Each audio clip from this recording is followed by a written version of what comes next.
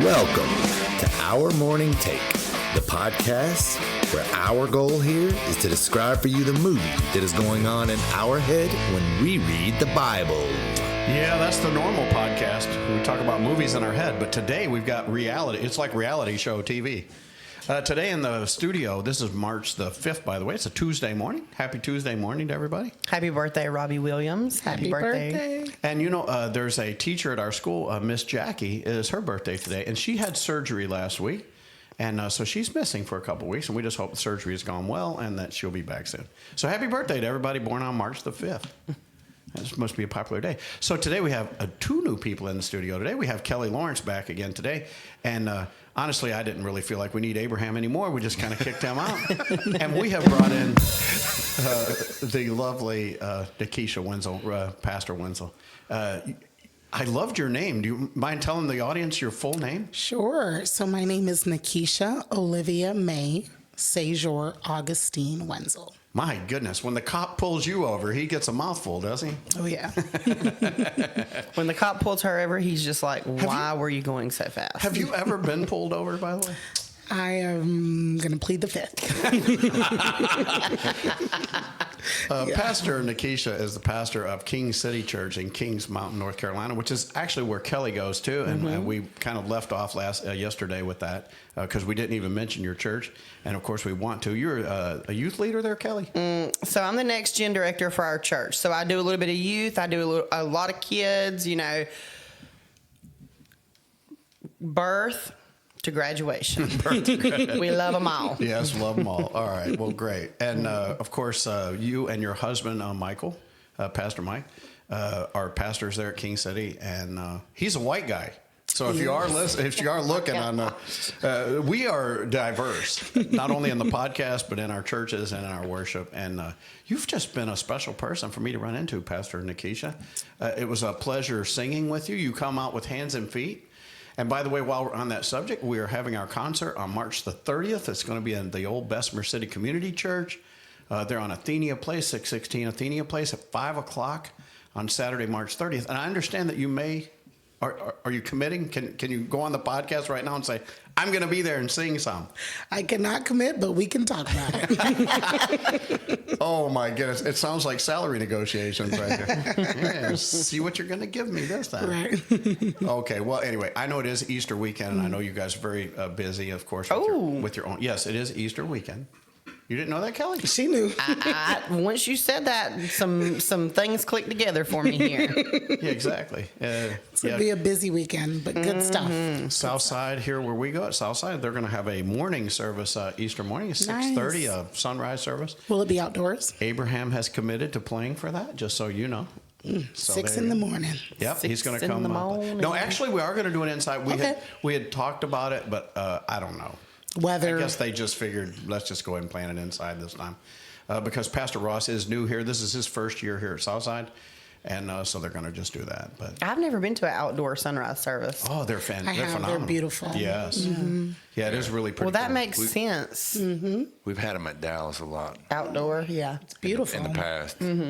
We can't get people to come to church on time, and our service starts at 10, so we don't dare attempt a 6:30 a.m. service. Now she's preaching. We don't dare attempt.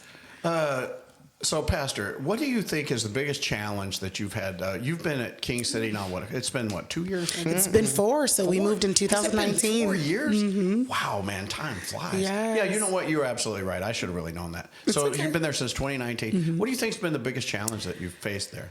You know, there have been a few, what I like to call opportunities, right? Okay. So things that don't go exactly how I plan or how I hope, there are always opportunities to learn. So something I was not prepared for, something they don't teach you in Bible college, is how to balance opening up your heart to the people in your congregation while still guarding your heart and protecting yourself. So I'm one of those people who love really big. And when I say love big, I mean I love out loud. So if someone says they need something, I'm showing up. If someone's in the hospital, I'm there with them. And so there's no course in Bible college. Tim, you went to Life Pacific, or at that time, Life Bible College. They don't say what to do when the person you bought groceries for last week leaves your church, right? There's no course on how to emotionally remain available to those who are in your congregation, when people will come and will go. So that's something no one prepared me for. No one warned me. I had no preparation.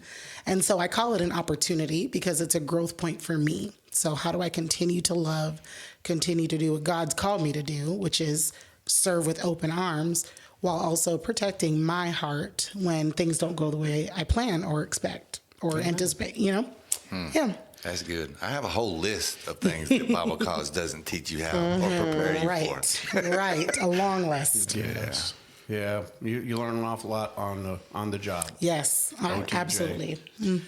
So there was something else in my mind, and then She just blew you away with that amazing answer. Actually, you did. Yeah. And it really moved me to my heart because I was a pastor too, and we just folded up here in December, and there's a lot there that I can relate to for what you said, because you don't just stop. You don't just stop loving the people, and we're still called to do some type of ministry.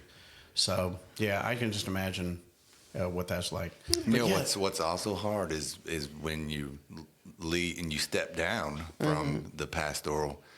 You don't stop loving the people that you previously pastored. Yeah. But you don't have that same relationship that you once had, and so then you got to struggle with that. That's a whole nother thing. There is. It's hard. So my husband and I, before moving to Kings Mountain, we served at a church near Raleigh, North Carolina for 4 years. And then before that, we were in Atlanta, Georgia at the place that raised him. So he joined that church at 3 years old and left at 28. So that was home for him. That's the only context he'd ever known. And there is this psychological challenge of disconnecting and detaching so you can step into what's next, while still loving the people that God called you away from. So that was a real challenge. Before this opportunity, we served in Raleigh, and I was a youth pastor for years. I was a Next Gen director, the way Kelly's functioning now. And I had students who still called me for counsel, still asked for advice, still invited me to their graduations. Even though they had a whole new youth pastor, they still wanted me there. And so there's no way to emotionally prepare for loving people, but knowing that God has called you away from them, and it's okay. Yeah. Like two things can be true at the same time. Yeah, that's fantastic. So what's been going on at King City recently? Yeah. What's going on? So the reason I can't commit to March 30th is, I say the most recent thing on my mind, our community normally hosts a big Easter egg hunt in town, and the city of Kings Mountain is not able to facilitate that. So they've asked us to do their Easter egg hunt, 10,000 Easter eggs downtown at Patriots Park, and that's March 30th from 10 to 2.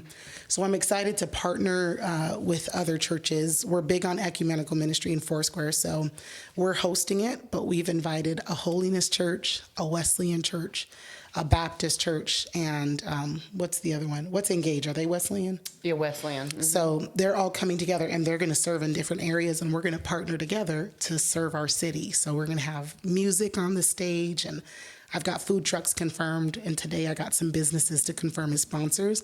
I'm really excited about that. I'm really stoked to be able to do that on the 30th.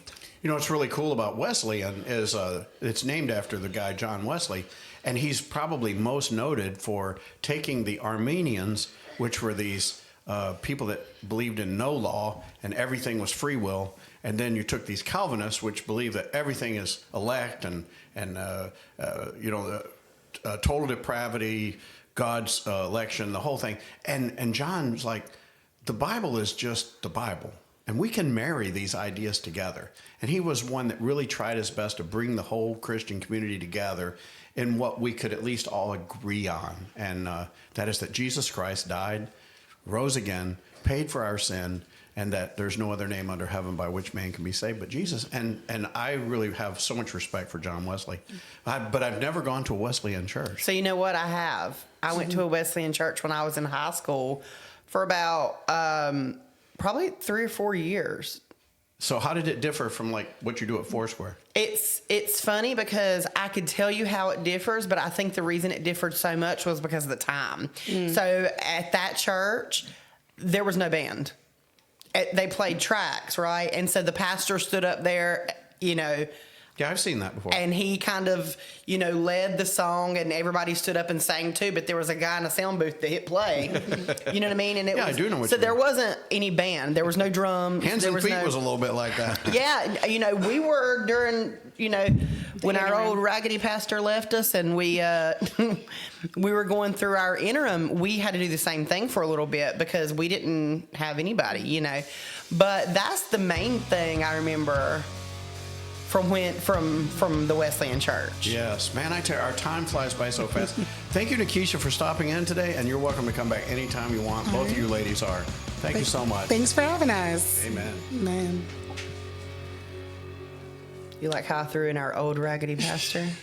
Tim said.